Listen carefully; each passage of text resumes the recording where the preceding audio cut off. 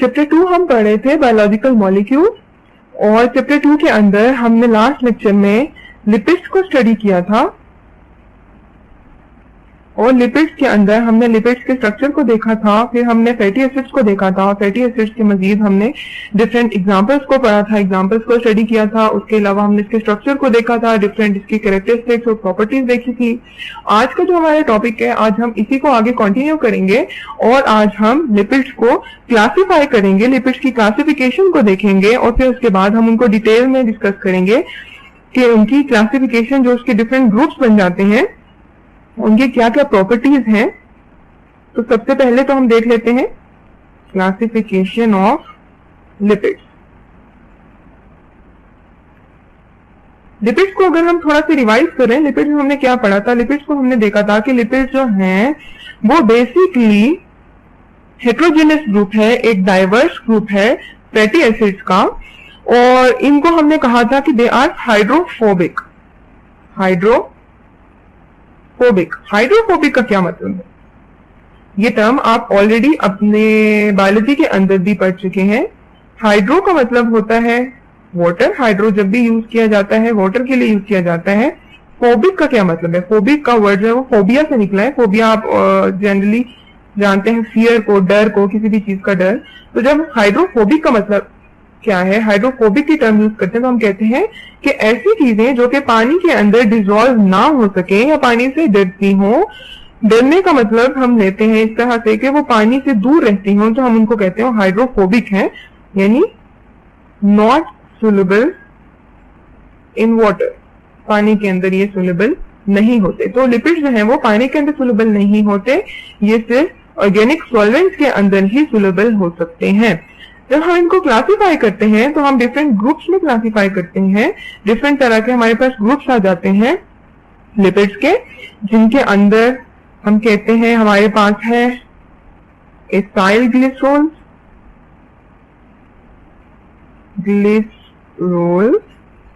Then we have waxes है हमारे पास, phospholipids, इसके अलावा हमारे पास है स्पिंजोलिपिड्स, हमारे पास है ग्लाइकोलिपिड्स और ट्रेपिनॉइड लिपिड्स, और इसके अलावा ट्रेपिनॉइड लिपिड जो है मजीद दो कैटेगरीज में हम इनको डिवाइड करते हैं। एक तो है हमारे पास कैरोटिनॉइड, और दूसरा हमारे पास है स्टीरॉइड्स को आप ऑलरेडी जानते होंगे, आपने नाम भी सुना होगा। तो ये हमारे पास क्लासिफिकेशन है लिपिड्स की। हम लिपिड्स को इस तरह से डिफरेंट ग्रुप्स में क्लासिफाई कर देते हैं। सबसे पहले हमारे पास है एसाइल ग्लिसरॉल। तो सबसे पहले हम इसी को देख लेते हैं, एसाइल ग्लिसरॉल क्या होता है। एसाइल ग्लिसरॉल जो है वो हम कहते हैं कि एसाइल ग्लिसरॉल हमारे पास बनता है जब भी हमारे पास फैटी एसिड्स जो हैं वो कंबाइन करते हैं अल्कोहल के साथ, या फिर ग्लिसरॉल हम कहते हैं। ग्लिसरॉल क्या है? ग्लिसरॉल को हम अल्कोहल भी कहते हैं। तो जब भी हमारे पास फैटी एसिड्स कंबाइन करते हैं ग्लिसरॉल के साथ, तो हमारे पास एक नया स्ट्रक्चर बनता है जिसको हम कहते हैं एसाइल ग्लिसरॉल। और ये एसाइल ग्लिसरॉल क्या है? ये एक लिपिड है। अगर हम इसके स्ट्रक्चर की बात करें, स्ट्रक्चर इसका किस तरह का होता है, स्ट्रक्चर के लिए हमें इसकी एक एग्जांपल को डिस्कस करना पड़ेगा। फॉर एग्जांपल हम कहते हैं कि अगर हम एक रिएक्शन करवाएं जिसके अंदर हम अल्कोहल को रिएक्ट करवाएं किसी भी एसिड के साथ, तो हमने कहा कि हमारे पास एक एसाइल ग्लिसरॉल बनेगा। किस तरह से बनेगा? कि एग्जांपल हम इस तरह से देखते हैं। फॉर एग्जांपल अगर हमारे पास है C2H5OH, ये हमारे पास एक अल्कोहल है। अगर हम इसका रिएक्शन करवाएं एसिडिक एसिड के साथ करवाते हैं, एसिटिक एसिड का स्ट्रक्चर क्या है? हमने पढ़ा था CH3COOH एसिटिक एसिड होता है। इसके साथ अगर हम इसका रिएक्शन करवाएं तो हमारे पास क्या बनेगा? हमारे पास एक नया स्ट्रक्चर बनेगा C2H5O COCH3। ये किस तरह से बनेगा, इसके स्ट्रक्चर को हम मजीद आपको डिटेल में बताते हैं। इसके साथ हमारे पास एक वाटर मॉलिक्यूल बनेगा। तो ये जो है ये एक रिएक्शन है जिसके अंदर हमारे पास एक इथाइल ग्लिसरॉल बन गया। ये जो नया स्ट्रक्चर बना है, नया कंपाउंड बेसिकली बना है, इसको हम कहते हैं, ये कंपाउंड जो है ये हमारे पास एक एस्टर है। एस्टर क्या होता है मजीद हम आपको समझाएंगे तो आपको समझ आएगी। जब हम इसके स्ट्रक्चर को बनाते हैं, स्ट्रक्चर जब अल्कोहल कोई भी हमारे पास होता है, उनका स्ट्रक्चर कुछ इस तरह से बनाते हैं कि हमारे पास एक साइड पे कार्बन है और कार्बन के साथ एक OH ग्रुप अटैच है, कार्बन के साथ ऑक्सीजन और इस ऑक्सीजन के साथ हाइड्रोजन अटैच है। अब कार्बन ने, क्योंकि हम कहते हैं कार्बन जो है वो 4 बॉन्ड्स बनते हैं, तो एक साइड पे तो ये ऑक्सीजन के साथ अटैच हो जाएगा और दूसरी साइड पे यहाँ पे ये एक और कार्बन के साथ अटैच है। इस कार्बन के साथ हम कहते हैं यहाँ पे 3 जो है वो हाइड्रोजन अटैच है इस तरह से। और अब देखें इस कार्बन ने कितनी बॉन्ड्स बनाई, 2 बॉन्ड्स, तो यहाँ पे भी एक हाइड्रोजन और एक यहाँ पे हाइड्रोजन। तो ओवरऑल अगर हम इसको गिने तो ये क्या बन गया, 2 कार्बन है हमारे पास C2 और 5 हमारे पास हाइड्रोजन है H5 और उसके साथ हमारे पास एक OH ग्रुप है। तो ये हमारे पास एक अल्कोहल बन गया। उसके बाद जब हम एसिटिक एसिड की बात करते हैं, एसिटिक एसिड, लास्ट लेक्चर में भी हमने आपको एसिटिक एसिड जो है वो फैटी एसिड की जब हम एग्जांपल बता रहे थे तो आपको बताया था एसिटिक एसिड के बारे में। एसिटिक एसिड का स्ट्रक्चर कुछ इस तरह का होता है कि हमारे पास एक कार्बन है जिसके साथ 3 हमारे पास हाइड्रोजन है और उसके साथ एक और कार्बन है जिसके साथ डबल बॉन्ड है ऑक्सीजन की और एक साइड पे हमारे पास ऑक्सीजन एंड देन हाइड्रोजन। तो ये हमारे पास एसिटिक एसिड बन गया। जब ये दोनों कंबाइन करते हैं, आपस में रिएक्ट करते हैं, तो एक नया स्ट्रक्चर बनता है। वो स्ट्रक्चर इस तरह से बनता है कि जो हमारे पास एसिड ग्रुप होता है, एसिड ग्रुप के अंदर से एक H पॉजिटिव आयन जो है वो अलग हो जाता है और हमारे पास अल्कोहल ग्रुप में से एक OH आयन जो है, OH नेगेटिव आयन, वो अलग हो जाते हैं। ये आपस में जो है वो कंबाइन कर लेते हैं इस तरह से और एक नया स्ट्रक्चर बनता है। और वो नया स्ट्रक्चर किस तरह से बनता है, नए स्ट्रक्चर को हम आपको दोबारा बना के दिखा देते हैं। नया स्ट्रक्चर कुछ इस तरह से बनता है कि हमने बनाया, सबसे पहले हमने एक अल्कोहल बनाया था। अल्कोहल का कैसा स्ट्रक्चर था, अल्कोहल का कुछ ऐसा स्ट्रक्चर था, यहाँ पे हमने ऐसे और यहाँ पे हमने कार्बन बनाया था, उसके साथ हमारे पास यहाँ तो 2 हाइड्रोजन अटैच थे, यहाँ पे एक ऑक्सीजन अटैच था और उसके साथ हमारे पास H ग्रुप अटैच है, कुछ इस तरह का था। लेकिन अब क्या हुआ, अब OH ग्रुप जो है वो कार्बन के साथ से खत्म हो गया। तो क्या बना, हुआ ये कि ये दोनों जब खत्म हो जाते हैं तो एसिड के अंदर से जो हमारे पास एक ऑक्सीजन है वो कंबाइन कर लेती है इसके साथ, यहाँ पे कार्बन की double bond and then again यहाँ पे 3 हाइड्रोजन, यानी कि ये जो एसिटिक एसिड के अंदर से हमने एक हाइड्रोजन रिमूव कर दिया और इस एसिटिक एसिड को हमने यहाँ पे आके इस अल्कोहल के साथ अटैच कर दिया। तो अब ये जो नया स्ट्रक्चर बना है हमारे पास, इसको हम कहते हैं, ये हमारे पास एक एस्टर बना है। और यही एस्टर जो है ये क्या है, ये हमारे पास एसाइल ग्लिसरॉल है। इसके स्ट्रक्चर को हम एक और एग्जांपल के साथ मजीद अच्छी तरह से समझते हैं। इसको एक दफा आप रिवाइज कर लें। इसमें हमने क्या पढ़ा, इसमें हमने ये पढ़ा कि हमारे पास एक अल्कोहल ग्रुप था C2H5। C2H5 का स्ट्रक्चर हमने आपको बना के बता दिया। ये जो C2H5 है ये कंबाइंड किया एसिटिक एसिड के साथ और इसके अंदर हुआ क्या कि एसिटिक एसिड में से एक H पॉजिटिव आयन और अल्कोहल ग्रुप में से OH नेगेटिव आयन जो है वो अलग हो गए, ये दोनों कंबाइन हुए और इसके साथ हमारे पास वाटर बनता है। ये दोनों कंबाइन करके वाटर बना देते हैं। और पीछे जो स्ट्रक्चर बच गया, पीछे का जो स्ट्रक्चर उसमें होता ये है कि इस कार्बन के साथ से ये वाला जो OH ग्रुप रिमूव हो गया, तो यहाँ से ये ऑक्सीजन जो है ये ऑक्सीजन कंबाइन कर लेता है इस कार्बन के साथ। तो यहाँ से हमारे पास एक नया स्ट्रक्चर बन जाता है, एस्टर जिसे हम कहते हैं। और वो स्ट्रक्चर कुछ इस तरह से, ये जो न्यू बॉन्ड बनी है वो बेसिकली ये वाली बॉन्ड बनी है और यहाँ से हमारे पास एक वाटर मॉलिक्यूल जो है वो अलग हो गया और उसको हमने अलग से जो है ये यहाँ पे बना दिया। तो ये हमारे पास क्या बना, ये एसाइल ग्लिसरॉल बन गया। एसाइल ग्लिसरॉल जो है ये बहुत इंपॉर्टेंट ग्रुप है। ये फैटी एसिड बनाते हैं, उन फैटी एसिड से हमारे पास लिपिड्स बनते हैं, फैटी एसिड से ये बनता है और इससे हमारे पास लिपिड्स बनते हैं। मजीद एक और एग्जांपल से हम आपको इसको एक्सप्लेन करते हैं कि एसाइल ग्लिसरॉल जो है वो किस तरह से बनाए जाते हैं। अगर फॉर एग्जांपल हम लोग लेट्स सपोज हम बनाते हैं ट्राई इथाइल ग्लिसरॉल, जो कि एक बहुत इंपॉर्टेंट ग्लिसरॉल है। ट्राई इथाइल ग्लिसरॉल एक बहुत इंपॉर्टेंट ग्लिसरॉल है, जिसको हम लोग ट्राई ग्लिसराइड भी कहते हैं। ट्राई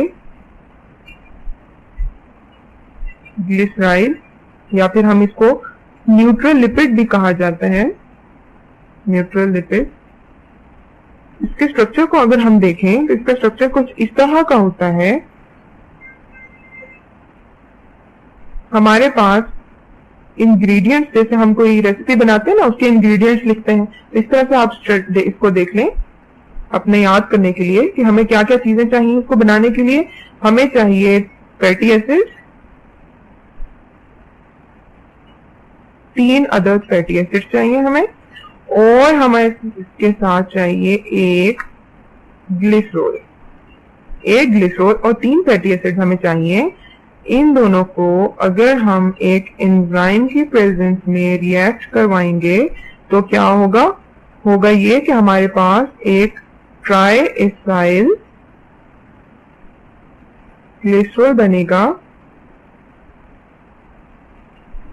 ट्राई इथाइल ग्लिसरॉल, और इसके साथ हमारे पास वाटर मॉलिक्यूल बनेगा।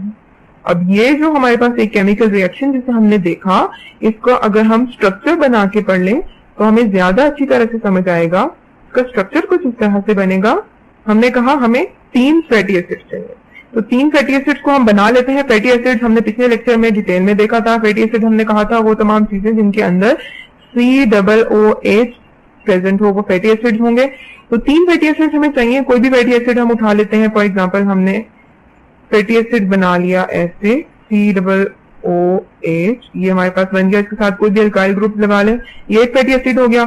एक और फैटी एसिड हमने ले लिया इस तरह से, और एक तीसरा फैटी एसिड। 3 फैटी एसिड हमने ले लिए।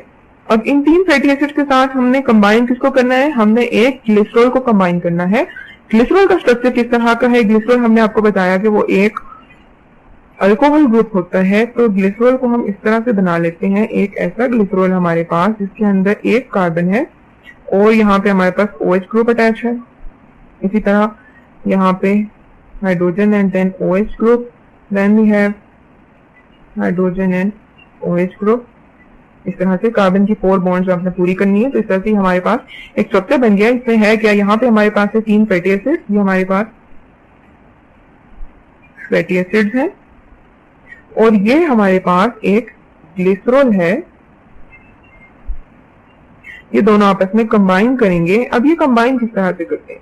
कंबाइन इस तरह से करते हैं जैसे कि हमने आपको ऊपर बताया कि जब भी हमारे पास फैटी एसिड होता है, एसिड हम कहते ही ऐसी चीजों को है जो कि एक H पॉजिटिव आयन जो है वो लिबरेट कर सके, यानी कि उनके अंदर से H पॉजिटिव आयन जो है वो हम अलग कर सके, या जो कि H पॉजिटिव आयन रिलीज कर देती हैं चीजें, हम उनको कहते हैं कि वो एक एसिड है।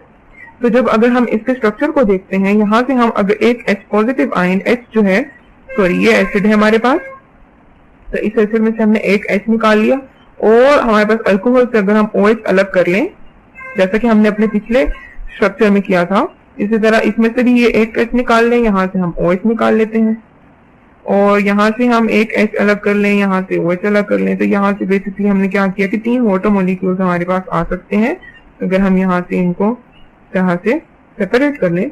तो होगा क्या कि जब हम फैटी एसिड का रिएक्शन कराएंगे ग्लिसरॉल के साथ, तो हमारे पास रिजल्ट में एक नया स्ट्रक्चर बनेगा, और वो स्ट्रक्चर कुछ इस तरह का होगा कि उसके अंदर, इसी को हम दोबारा से बना लेते हैं अपने समझने के लिए। हमारे पास एक R ग्रुप था यहाँ पे, इस R के साथ एक कार्बन अटैच है, 2 ऑक्सीजन अटैच, एक ऑक्सीजन यहाँ पे। अब क्या हुआ? यहाँ पे अगर हम देखें गौर से तो हमारे पास H और यहाँ से OH खत्म हो गया। जब ये रिमूव हो जाते हैं तो ये वाला जो ऑक्सीजन है हमारे पास, ये बॉन्ड बना लेता है इस वाले कार्बन के साथ, यानी कि ये यहाँ पे एक नई बॉन्ड बन जाती है। वो किस तरह से बनती है? उस नई बॉन्ड को हम यहाँ पे आपको बना के दिखाते हैं कि ऐसी एक बॉन्ड बनती है, और ये जो दो मॉलिक्यूल्स अलग अलग थे अब वो एक मॉलिक्यूल बन जाते हैं इस तरह से। और फिर इसके साथ क्या होगा, इस कार्बन के साथ एक और कार्बन अटैच है, एक साइड पे तो इसकी हाइड्रोजन है, एक साइड पे ऑक्सीजन, एंड देन यहाँ पे हमारे पास कार्बन है, कार्बन के साथ डबल बॉन्ड, और यहाँ पे कोई भी आर ग्रुप। इसी तरह यहाँ पे हमारे पास कार्बन, यहाँ पे हाइड्रोजन, हाइड्रोजन, ऑक्सीजन, कार्बन, यहाँ पे डबल बॉन्ड ऑक्सीजन की, और यहाँ पे हमारे पास कोई भी आर ग्रुप। तो ये जो हमारे पास नया स्ट्रक्चर बना है, बेसिकली न्यू स्ट्रक्चर, ये क्या है, ये हमारे पास ट्राई एसाइल ग्लिसरॉल बन गया है। ट्राई एसाइल ग्लिसरॉल, यानी जिसको हमने कहा ट्राइग्लिसराइड भी हमने जिसको कहा, तो ये हमारे पास बन गया है। और जो न्यू बॉन्ड बनी है बेसिकली वो यहाँ पे और यहाँ पे एक नई बॉन्ड बन गई है, और ये जो नया स्ट्रक्चर है इसको हम एस्टर भी कहते हैं, एस्टर। और जो नई जो बॉन्ड है, ये वाली जो बॉन्ड है बेसिकली ये हमारे पास, इसको हम कहते हैं ये एस्टर बॉन्ड बनी है। तो इस तरह से हमारे पास ट्राई एसाइल ग्लिसरॉल बनते हैं। और ये हमने क्या पढ़ा, अभी हमने डिस्कस किया फैटी एसिड्स के या लिपिड्स के बेसिकली फर्स्ट ग्रुप को, जो कि थे एसाइल ग्लिसरॉल। इसके बाद जो सेकेंड ग्रुप आता है हमारे पास, उसे हम कहते हैं वो है वैक्सेस।